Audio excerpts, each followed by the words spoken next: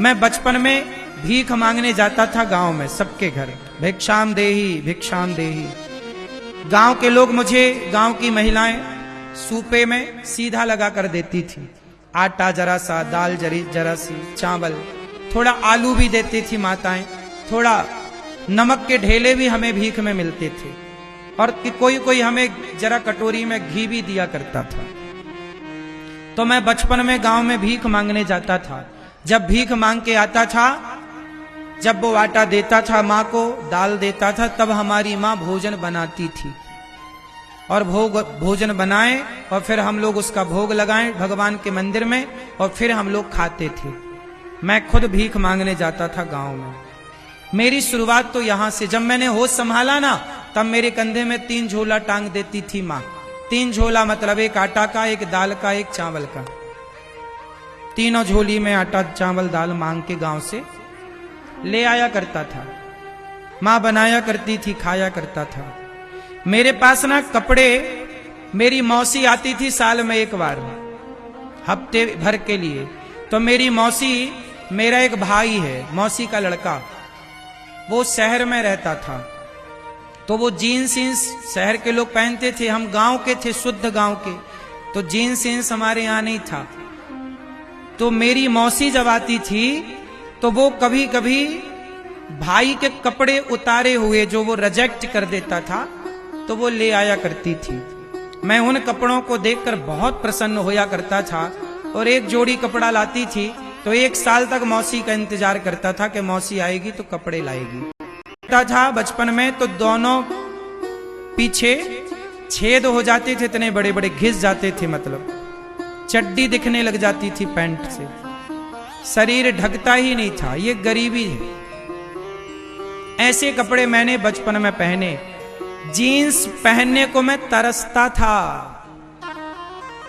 महंगा आता था, पिताजी दिला नहीं पाते थे, गरीबी जरूरत से ज्यादा थी। ऐसे हाल में मैंने अपना बचपन गुजारा है। एक एक रुपए की कीमत क्या है। जब मैं भीख मांगने जाता और जरा चावल के 4 दाने गिर जाते थे ना, मैं उन्हें समेटा करता था। 4 दाने की कीमत क्या है, मेरे से बेहतर शायद आप भी ना जानो। गरीबी सब कुछ कराती है साहब। देने वाले किसी को गरीबी ना दे, जान ले ले मगर बदनसीबी ना दे। ऐसी गरीबी में हमारे पिताजी मंदिर में एक पुजारी थे।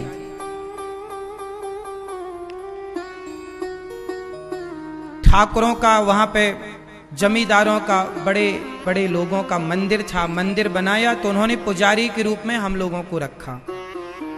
उन लोगों ने फिर हम लोगों से कहा पिताजी से कि ये मंदिर खाली करो। सावन का महीना था। पिताजी ने कहा कि अभी हमारा घर नहीं है, आप हमें बरसात तो रहने दो। उन लोगों ने सावन के महीने में घर का सारा सामान फेंक दिया। मुझे याद है हम लोग सारा सामान उठाकर, उस समय गांव में हम लोग मंदिर के पुजारी थे, एक मंदिर की पूजा करते थे, राम जानकी मंदिर था। उस मंदिर के मालिक ने, क्योंकि गांव में अक्सर जो मंदिर होते थे ना, वो माल गुजारों के होते थे, जमींदारों के होते थे, तो वो हम लोगों को, मतलब पुजारियों को रखते। अब उनका कहना है कि मंदिर खाली करो। भाई मंदिर उनका था तो वो कभी भी खाली करा सकते थे, ये उनका अधिकार था। सही था कि उन्होंने मंदिर खाली कराया, लेकिन उस समय खाली कराया जब सावन था, पानी बरस रहा था। पिताजी ने कहा बारिश के बाद खाली कर देंगे, नहीं माने, सामान डेरा फेंक दिया। तब हमारी माँ और हम सब लोग, पिताजी हम सब, दूसरों के घर में जाके रात गुजारते थे। कैसे कैसे दिन गुजरते थे। हम तो छोटे थे, लेकिन उस समय हमारी माँ, हमारे पिताजी किस तरह की स्थितियों से गुजरे हैं हम लोग जानते हैं। घर नहीं था तब पिताजी ने माता के नाम से इंदिरा आवास योजना का पैसा देती थी सरकार, 20,000 रुपए। उसमें 5,000 घूस देनी पड़ती थी, जिसमें 15,000 रुपए मिलते थे। उस 15,000 रुपए में पिताजी ने घर बनवाया था। एक 18 बाई 20 का एक प्लॉट है। 18-20 का एक प्लॉट है। पिताजी ने पहले उससे ले रखा था, पर उसमें घर नहीं बना, तो 20,000 रुपए मिले। 15,000, उस 15,000 में घर बनाए और उसमें हम लोग रहे। आप आश्चर्य मानेंगे, उस घर में अभी भी हम लोग रहते हैं। घर वही है, पहले चिनाई मिट्टी की हुई और जैसे तैसे पिताजी ने बनाया, उसी को फिर उसी पे हम लोग अभी कोरोना काल में भी हम लोग उसी गांव में उसी घर पे रहे। अभी कोरोना काल में भी अभी भी हमारे बड़े भैया वहीं पे रहते हैं। ये वो घर है, आप टीवी पे देख सकते हैं। ये वो घर है। पहले एक ही छत थी कच्ची सी, फिर उसको बनाए। ये मंदिर जिसमें हम लोग पूजा करते थे। ये हमारा गांव है, जिस गांव में हम लोग हमारा जन्म हुआ, हम पले बढ़े। ये हमारे गांव में एक तालाब है, जिस तालाब में हम लोग नहाते थे, और ये घर के ठीक सामने था। ये वही घर है जिस घर में हम लोग बचपन में रहे। बाद में इस घर को खाली, ये वो मंदिर है, आप देखिए टीवी पर। ये राम जानकी मंदिर है ना, हम इस मंदिर में रहा करते थे। तो अब तो हम लोग इस मंदिर में जाते हैं। ये मंदिर है, इस मंदिर में हम लोगों का बचपन गुजरा, यहीं रहे। पर जब थोड़ा बड़े हुए तो मंदिर के मालिक ने यहाँ से हम लोगों को निकाल बाहर किया। ये जो बाउंड्री है ना, ये जब मैं छोटा था तब मेरे सामने हुई थी। ये जो राम जानकी मंदिर लिखा है ना, उसमें ये मेरे सामने ही लिखा गया था। इस बात को अब 20 साल हो रहे हैं, 20 साल। अब तो ये मंदिर भी अलग तरीके से हो गया, हमारे टाइम पे अलग तरीके से था। ये मंदिर, ये वही दरवाजे हैं, ये वही मंदिर है जिसमें हम लोग पूजा करते थे। ये बातें हम केवल आपको इसलिए बता रहे हैं कि देखो, गरीबी क्या होती है मेरे से बेहतर कोई ना जानता होगा। जरूरतें क्या होती हैं, हमारी तो रोटी की भी जरूरतें पूरी नहीं थी, कपड़े की भी जरूरतें पूरी नहीं थी, मकान तो था ही नहीं। रोटी, कपड़ा, मकान कुछ भी नहीं था हमारे पास, जरूरतें पूरी नहीं हो पाई।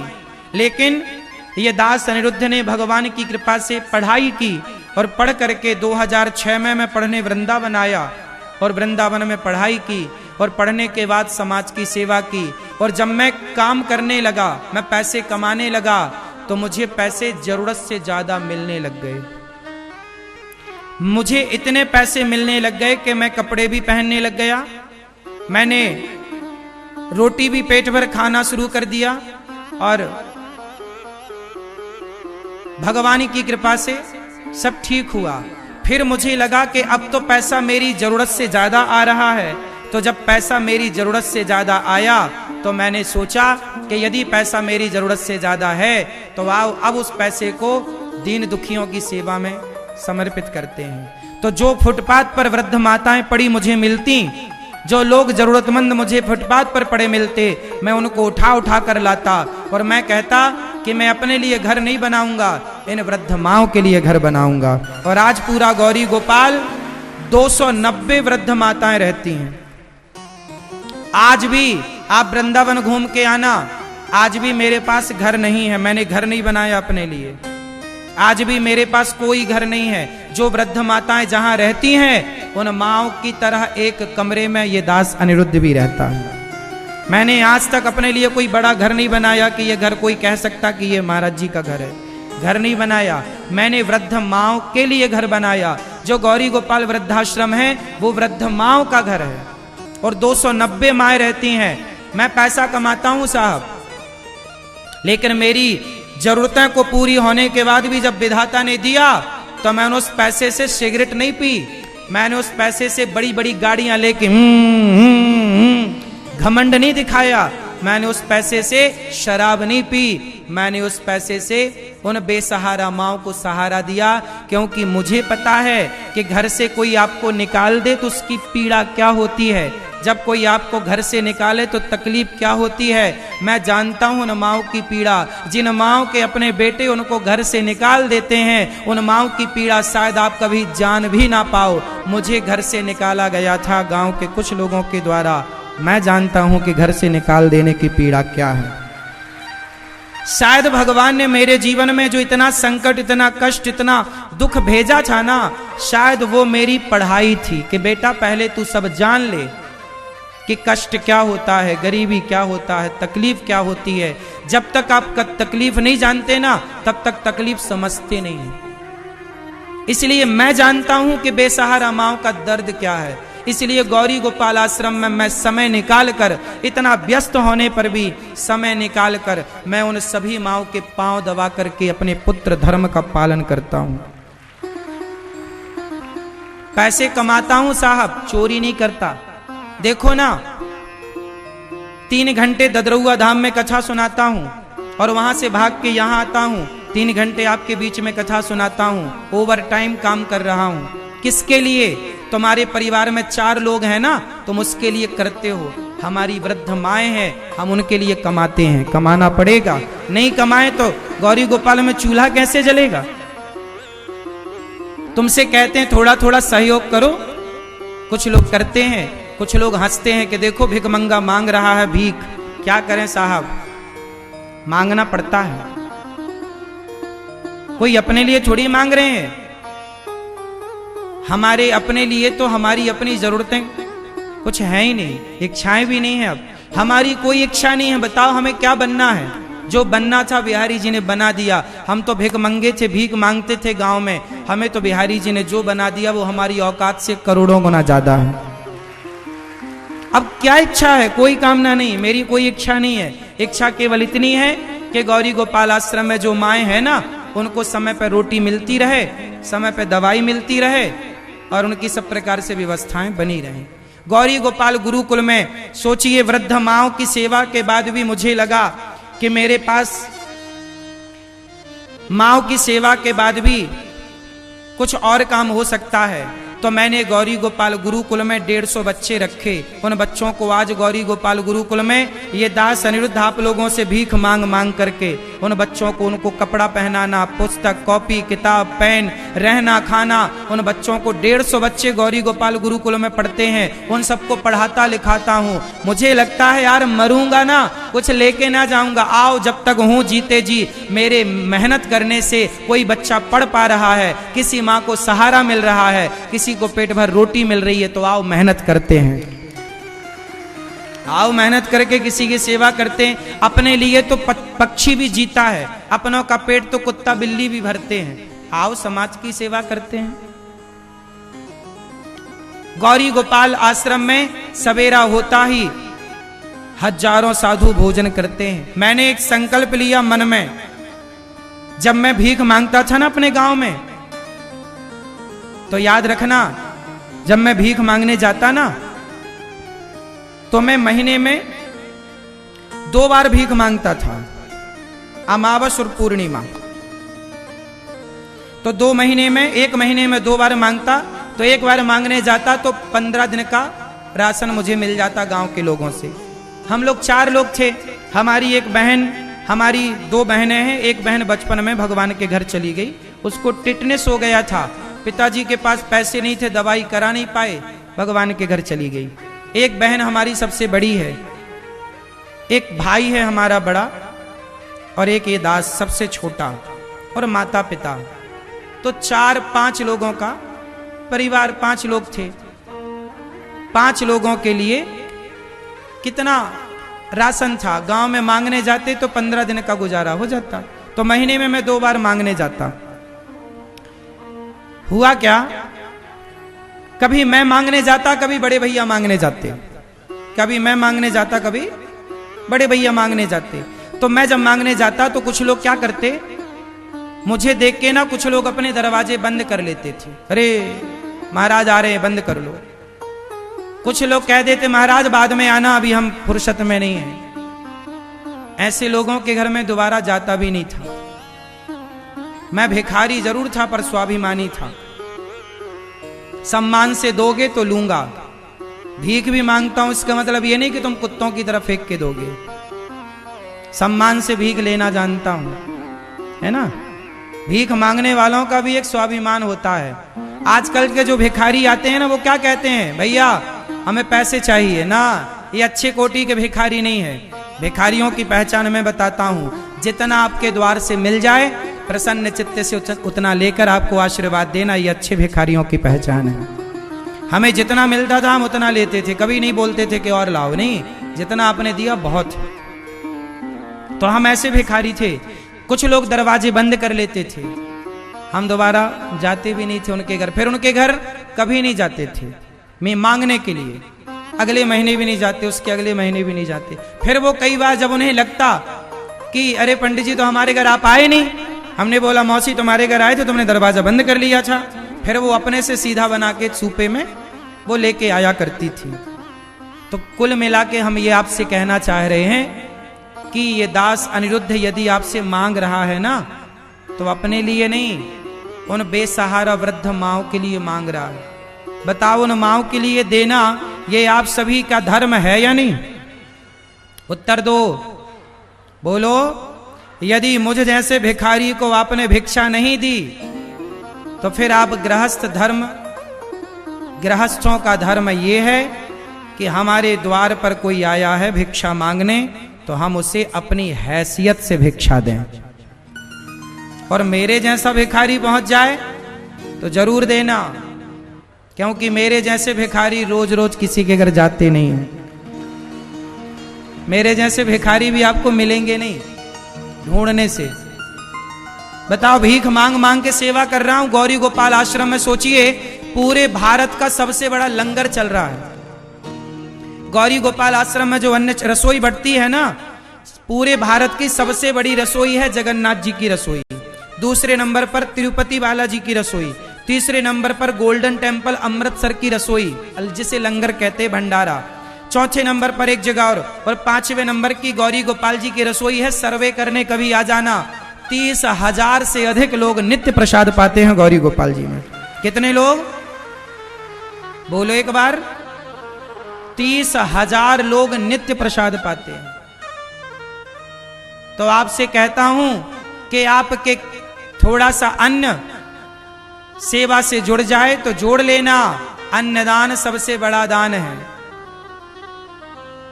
सबसे बड़ी सेवा है भगवान ने। अच्छा ये बताओ, इतनी बड़ी सेवाएं कोई व्यक्ति कर सकता है? मैं नहीं कर सकता, मेरे जैसा भिखारी तो बिल्कुल नहीं कर सकता। अब इतनी बड़ी सेवाएं हो रही हैं तो समझ लो कि भगवान करा रहे हैं, चाह रहे हैं तो हो रही। तो ये मेरे करने कराने से नहीं, ये भगवान चाह रहे हैं इसलिए हो रहा है। इसलिए आप जो सहयोग करते हैं वो भगवान की प्रेरणा से करते हैं। आपको भगवान प्रेरणा देंगे तो आप भी 2 रोटी का सहयोग करोगे, और आपने यदि सहयोग नहीं किया तो समझ लो कि भगवान ने आपको अभी प्रेरणा नहीं दी। भगवान खुद आपके अन्न को स्वीकार करना नहीं चाहते। भगवान सबसे लेते भी नहीं है साहब, सबका अन्न धर्म से नहीं जुड़ता। बोलो हाँ, सबका धन धर्म से नहीं जुड़ता। ये तो बड़ी कृपा है गौरी गोपाल भगवान की कि वृंदावन में गौरी गोपाल में सवेरे से हजारों संत आते हैं और सभी संतों की सेवा का अवसर मिलता है। तुम्हारे द्वारे पे कोई संत आ जाए, तुम्हारे द्वारे पे कोई भूखा आ जाए, तो ये समझ लेना भगवान की कृपा है कि आज तुम्हारी रोटी को, तुम्हारे अन्न को भगवान पवित्र करना चाहते हैं कि उसको खिलाओगे तो अन्न धन पवित्र होगा। तो गौरी गोपाल आश्रम की सेवाएं इतनी विशाल हैं, इतनी सेवाएं हैं, और भगवान की प्रेरणा से सब कार्य हो रहा है। आप लोग ये ना समझें कि सब कुछ है। कैसे है? मेहनत तो तुम्हारा बेटा भी कर रहा है, तुम्हारा छोरा भी दिन रात मेहनत कर रहा है। तुम्हारे छोरे की आयु कितनी है? तुम्हारा बेटा कितने साल का है? तुम्हारे बेटे के बराबर कहीं मैं हूं, मैं अभी 34 साल का हूं, 34 रनिंग चल रही है, 34, 33 साल कंप्लीट होके सितंबर में 34 चालू हुआ। ये दास अनिरुद्ध 34 साल का है। मेरी उम्र के तुम्हारे बेटे होंगे, मेरी उम्र के तुम्हारे पोते होंगे, दादाजी जितने यहां बैठे हैं, हाँ या ना? मेरी उम्र 34 साल है। इस 34 साल की उम्र में ये दास अनिरुद्ध जितनी मेहनत करके समाज की जितनी सेवा कर रहा है, आपके बेटे भी इतनी मेहनत करके समाज का पैसा कमाना बड़ी बात नहीं है, पैसे का सदुपयोग करना बड़ी बात है। क्यों मेरी मां? सही जगह खर्च करना बड़ी बात है। आजकल के लड़के बड़े गांव में भी इतने लड़के हैं, सब कमा रहे हैं, आपके बच्चे भी पैसे कमा रहे हैं, पर वो कमा के 500 रुपया की शराब पी जा रहे हैं, हाँ या ना? कमा के वो 1000 रुपया का मुर्गा खा जा रहे हैं। कल एक छोरा बोल रहा था परसों नरसों के मांस खाने से सेहत बनती है, मेरे को पढ़ा रहा था वो, यही छोरा। तो ये तुम्हारी औलादें हैं, मांस खाने का फायदा मुझे बता रहा था वो। तो ये तुम्हारी बच्चे, वो भी लगभग मेरी उम्र का था। तो एक वो बच्चे हैं जो मेरी उम्र के तुम्हारे मांसाहार कर रहे हैं, एक वो हैं जो शराब पी रहे हैं, और एक बच्चा मैं भी हूं। मैं भी तो अपनी माँ का बेटा हूं, अपने पिता का पुत्र हूं, तो मैं भी तो एक बच्चा हूं, मेरी भी तो अपनी इच्छाएं हैं। मैं भी तो गाड़ी खरीद सकता हूं और यूं यूं चला सकता हूं, लेकिन मैंने अपने कमाई के प्रत्येक रुपए का सही उपयोग किया है कि नहीं? जोर से बोलो। इसलिए अपने बेटों को बोलना कि आप भी बेटा पैसा कमाओ, और ऐसे पैसे कमाओ कि वो पैसा किसी के काम आए, किसी की जरूरत में आप खड़े हो सकें, भूखे की रोटी बन सकें आप, निर्बल का बल बन सकें आप। गौरी गोपाल में ऐसी ऐसी माएं बेटे छोड़कर जाते हैं जिन माओं से खड़ा नहीं हुआ जाता, चला नहीं जाता। ऐसी कितनी माएं हैं जो बिस्तर पर लेटी हैं, बिस्तर पर मलमूत्र करती हैं। उनके लिए मैंने स्टाफ रखा है महिलाओं का, वो उन माओं को उनका मलमूत्र साफ करती हैं, माओं को नहलाती हैं और उन माओं की सेवा करती हैं। जिन माओं के अपनी औलाद, जन्म लेने वाले बच्चे सेवा नहीं कर पाए, वो बच्चे अपनी माओं को छोड़कर जाते हैं, और ये दास अनिरुद्ध उन माओं की सेवा करता है। याद रखना भक्तों, जब मैं मरूंगा तो भगवान मेरे से पूछेंगे, अनिरुद्धाचार्य भेजा था तुम्हें संसार में, क्या करके आए? मैं आंखों से आंखें मिलाकर बात करूंगा, प्रभु आपने मानव शरीर दिया, जीवन दिया, मैंने एक क्षण का, समय का और 1 रुपए का मैंने दुरुपयोग नहीं किया, मैंने समाज की सेवा की है। ये संसार में जितने लोग हैं भगवान के भक्त हैं, और जितने दीन दुखी हैं सबकी सेवा करना भगवान की सेवा है। नर सेवा ही नारायण सेवा है। बताइए, नर सेवा नारायण सेवा है या नहीं? जोर से नहीं बोला जा रहा है, बोलो। नर सेवा। एक दिन मैंने सोचा कि देखो बकरा मरता है ना, बकरे के चमड़े का तबला बन जाता है, ऊंट मरता है, ऊंट के चमड़े का जूता बन जाता है, लेकिन मैं मरूंगा तो मेरे चमड़े का तो जूता भी नहीं बने। मेरा चमड़ा मरने के बाद काम नहीं आएगा। आपका चमड़ा काम आएगा? क्यों मैया? हमारा चमड़ा काम नहीं आता, लोग जला देते हैं। हमारा चमड़ा मरने के बाद काम नहीं आएगा। तो मुझे लगा जब मरने के बाद काम नहीं आना, तो आओ इस शरीर से जीते जी राष्ट्र की, समाज की सेवा करें, दीन दुखियों की सेवा। इसलिए ये दास सेवा करता है, मैं सेवा करता हूं। अब अपने बच्चों को आप पाठ पढ़ाओ, चाहे सेवा का पढ़ाओ, वरना शराब और बकरे का पाठ तो पढ़े बैठे हैं तुम्हारे बच्चे। फिर ना दोष देना कि बच्चों को किसी ने समझाया नहीं। हम आए हैं समझाने, नहीं मानो तो नहीं मानो, हमारा धर्म है समझाना। जिस रास्ते पर हम चल रहे हैं, हम चाहते हैं आप भी उसी रास्ते पर चलो, और हम जिस रास्ते पर चल रहे हैं वही रास्ता सही है। बताओ, हम जिस रास्ते पर चल रहे हैं वो सही है कि गलत है? बोलो। तो अपने बच्चों को भी बोलो इसी रास्ते पर चलें।